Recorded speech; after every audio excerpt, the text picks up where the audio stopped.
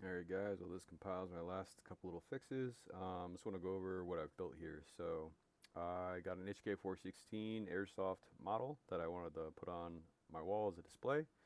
I was doing another project with AI for coding, just vibe coding. I've never coded before. That's going to be kind of a long-term project, so I wanted to take a whack at just a small app, and I decided to make an interactive display. So I went ahead and picked up a QT Pi from Adafruit, and I got general strip of RGB LEDs, cut those back to 20 LEDs, and I started creating this application. Around the same time, I had also gotten a Stream Deck, so the idea was have this interactive display wall, where as you can see here, the gun comes off, no hindrance, all the cables, etc., are all part of the mounting system, and I could control this entire display via this Stream Deck dashboard, which I'm using a budget one. It's the Amplagame Fifine D6. A lot of people think it's really limited, but there's some really cool things you can do. You can run AHK scripts in there, launch applications, found some workarounds for some wallpapers, um, etc. So what we have right here is my little button layout, and we're going to go ahead and we're going to launch the um, application menu. So when this application menu pops up, we can see it's ready. It's loaded my configuration, my preset. I've built in fallbacks and things. I'll give you this generalized wallpaper. It's one of those fallbacks, an example. So you can see 2020 LEDs. You need 2020. We can adjust the counts per color. I've given you up to 3 colors. You can go ahead and select, change your colors. I like this variation. It's the most realistic to a gunshot. Enable background glow. You can toggle that on and off. You can select your glow color, etc. We've added, I still have to test this out, glow schedule, so it turns on and off automatically. Brightness settings. You can adjust your, right, so if you have different guns with different displays, you can adjust your, or if you choose different sound files, we'll get to that in a minute, you can adjust your shots and your timing, etc., to match those sound files exactly, so the flashes are synchronized.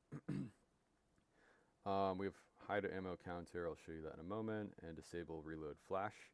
So you'll see all these features in a minute. Background image, again, that's just your wallpaper, stretch, tile, fill, your general settings. And then we have weapon configurations. So I've added a bunch of weapons. I've tried to make this so you could add your own weapons, add your own pictures and things. These were all generated with GPT. You can select your overview, your single shot, and your full auto sounds, and your hotkeys. Down below we have your other hotkeys here to trigger those files, and then your save configuration, which you get a little pop-up. It tells you that it's saved at the top here. So we can go ahead and close this. And now that everything's set up, typically what you do is you launch your application or your hotkey, so you drag and drop, and you would just move this up.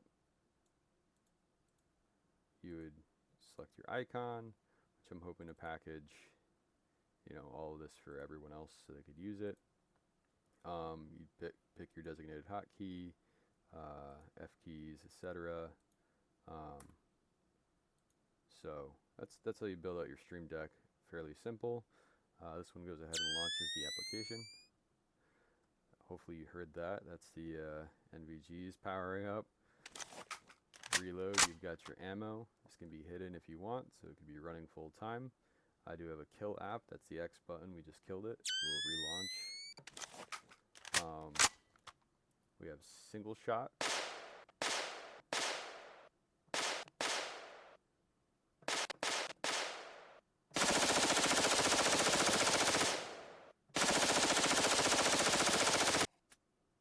When it runs out, plays the empty sound until you reload again. And then we have weapon overview. So you saw the weapon selection. If you had a wall with multiple weapons, I threw in these kind of quirky overviews about the gun, and I'll play one of them for you now. So this is the HK416. Heckler and Koch, Model 416. German engineering wrapped in screw your cover, I'm coming in hot. Gas-operated short-stroke piston, cleaner than your browser history. Caliber 5.56 by 45 NATO, or .223 Remington if you're feeling fancy. Muzzle velocity, 2,900 feet per second. That's Mach shut the hell up. Effective range, 500 meters, or one unlucky soccer So that's an field. example of gun 1. Feeds gun 2, from a we have 30-round MP5 selected, so it should Stanig play the mag, corresponding the MP5 global standard overview. for bad decisions. Rate of fire, 700 to 900 RPM. So It don't F19. stutter, but your enemies will. Barrel, 11 to 16. Okay, so my second weapon isn't triggering. That's something I have to fix. But yeah, let's go ahead and change HK416 to, I don't know,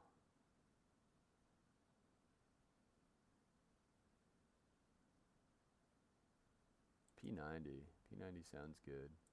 All right, auto, we're going to do an update. We'll go ahead and we'll select the P90. Okay, we'll save the configuration. And we'll see if our AHK reacts appropriately. Fabrique Nationale, P90. Straight blowback, top-loaded bullpup. Total design chaos. That works. Caliber, 5.7 by 28 millimeter. Tiny round, nasty sting. Muzzle velocity, 2,300 feet per second. Zips like a damn hornet. Effective range, up to 200 meters. Not bad for a micro death wand. Magazine, 50-round horizontal coffin magazine. Sideways science. Rate of fire, 900 rounds per minute. A fire hose with manners. Barrel, 10.4 inches of suppressed chaos. Weight, 5.7 pounds. Like a laptop. Recoil? What recoil? It's like shooting laser tag. Used by Special Forces Secret Service anime characters. If this gun could talk, it'd say, I'm cute, but I will ruin your weekend. It looks like a stapler from the future and shoots like divine vengeance. Okay, so you guys get the idea. Unfortunately, I haven't done anything with... Oh, I killed the app, that's why. I haven't done anything with the ammo counts. It's just too many variables, so you guys would have to go and source those sound clips. I would have to do a million guns, get the timing and synchronize the flashing, and there's just way too many guns for me to do on my own. And then I'd have to go adjust all the ammo parameters. Maybe I'll do an input so you guys can manually adjust those and select your files, and then manually time your own flashing. But overall, everything pretty much defaults to your M4 profile, and then from there you can kind of tinker with it. It's pretty neat though. It's just a fun little project. Anyways, I'm out.